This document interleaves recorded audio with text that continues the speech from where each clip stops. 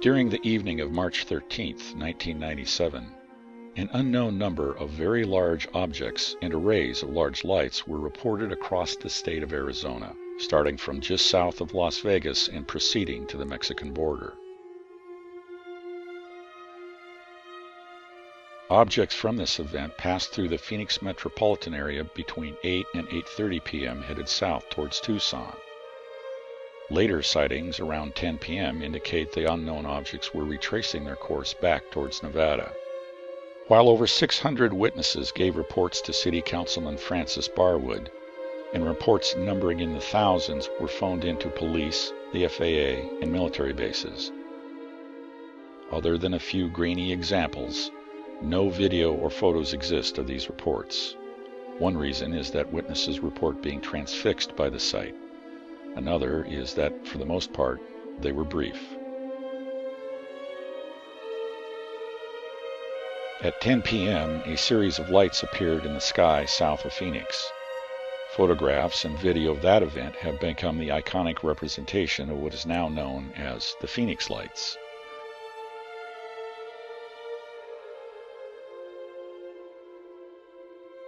Triangulation of reports and images of that event places the lights in the sky well south of the valley, near the gunnery range at Gila Bend. The only representation of the large black objects at the time was provided by witness Tim Lee, whose illustration eventually made USA Today. In the wake of that event, then Governor Fife Symington held a press conference in which he mocked the press and the witnesses. This had a chilling effect on witness reports. In addition, the majority of contacts gathered by Barwood have since been lost.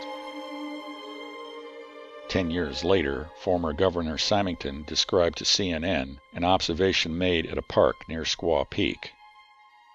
This was forensically recreated as a still frame based on the track of a gigantic triangular object whose course had been previously determined by prior witness reports.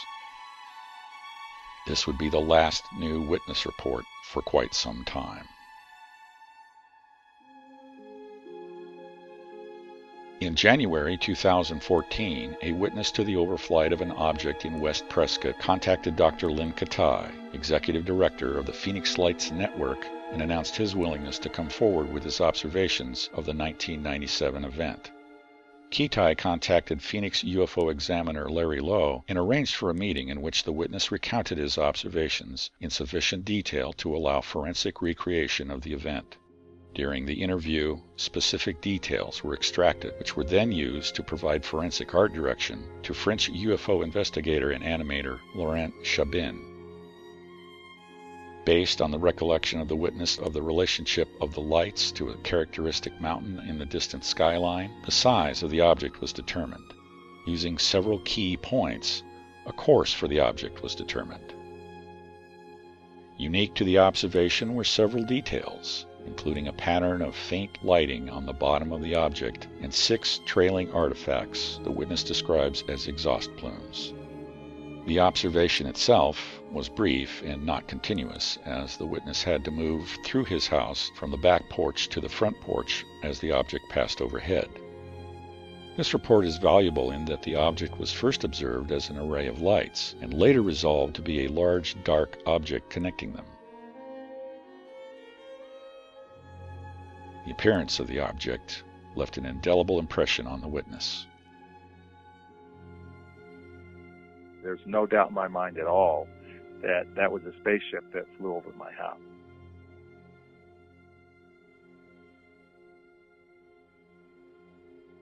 What follows is a forensic animation of the details of the witness report based on the timing of key events. I was sitting there watching TV, and for some reason, I glanced up, and I saw what I thought were stars behind Granite Mountain that were in a line, and I thought to myself, gosh, what constellation is that? And it just sort of went out of my head, and I started watching TV. I don't know how much time passed, maybe 2 minutes, something like that. And I looked up again, and they were much bigger and much closer, and then I realized that these aren't stars. This is something that I need to walk out on the back porch and look at. I saw that they obviously weren't stars, and they were At that point, I would say they had just come over the top of Granite Mountain.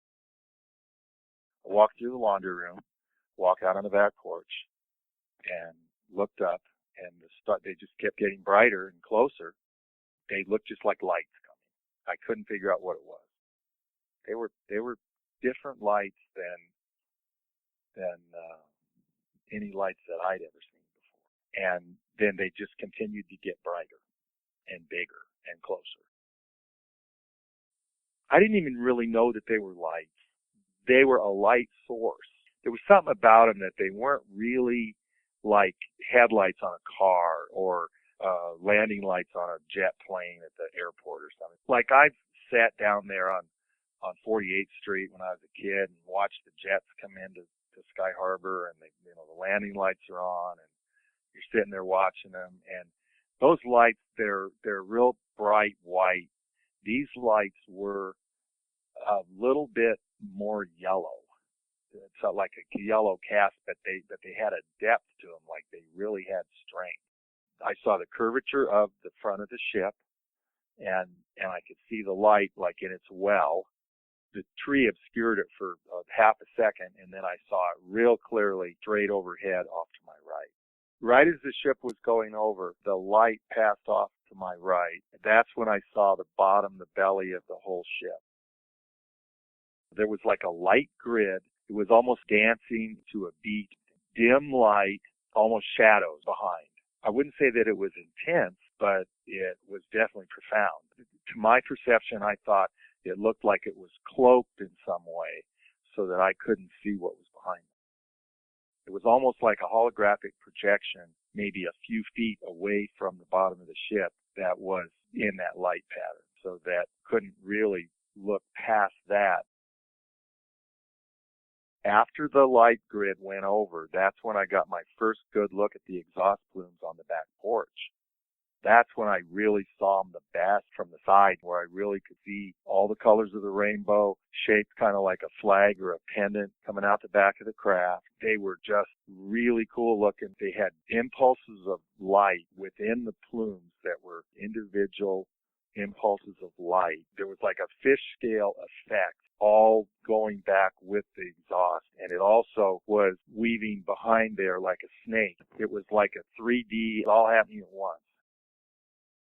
Then when I walked through the house, went out on the front porch, got another really good look at the exhaust plumes, and then I could look up and I could see how many stars just completely gone from the sky, and I realized that this thing was just about the size of downtown Prescott.